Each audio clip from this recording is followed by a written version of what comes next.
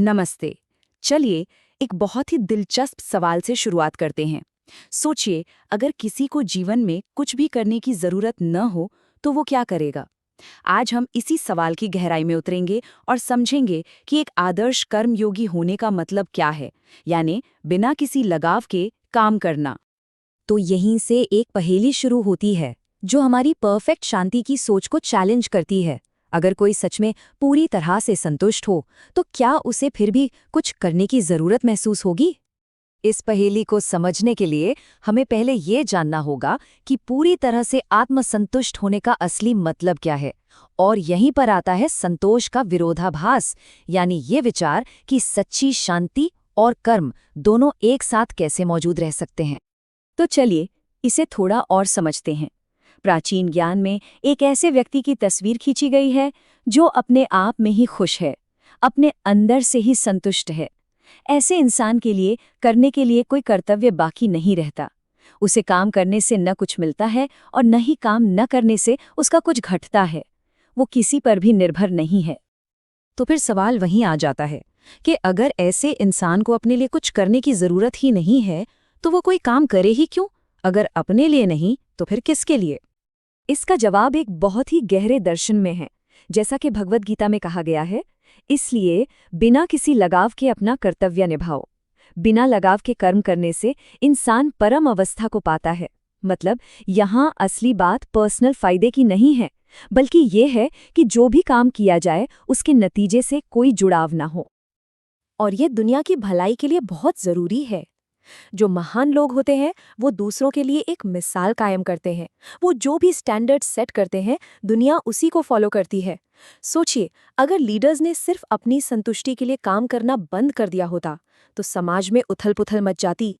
तो चलिए इस सिद्धांत का एक पुराना उदाहरण देखते हैं कि ये असल में कैसा दिखता है। मिलते हैं राजा जनक से।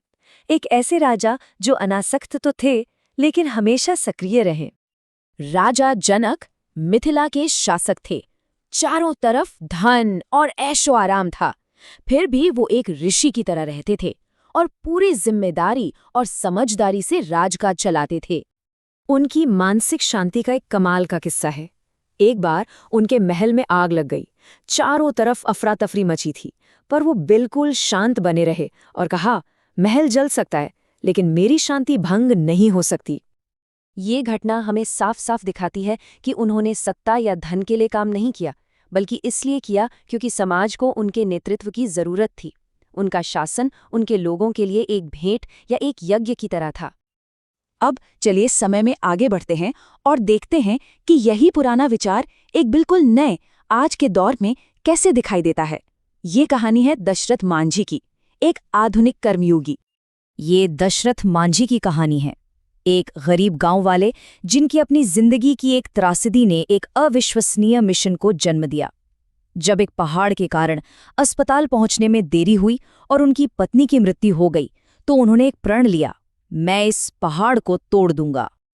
और आप यकीन नहीं करेंगे, अगले 22 सालों तक उन्होंने सिर्फ एक हथौड़े और छेनी से उस पहाड़ पर लगातार काम किया। वो एक ऐसे मकसद से चल रहे थे जो उनसे कहीं बड़ा था, ताकि किसी और को वैसा दर्द न सहना पड़े। इतने लंबे समय के बाद उन्होंने अकेले ही 360 फीट लंबा एक रास्ता बना दिया था, वो भी ठोस चट्टान को काटकर। एक ऐसा काम जो लगभग नामुमकिन लगता है। और इसका असर बहुत बड़ा था।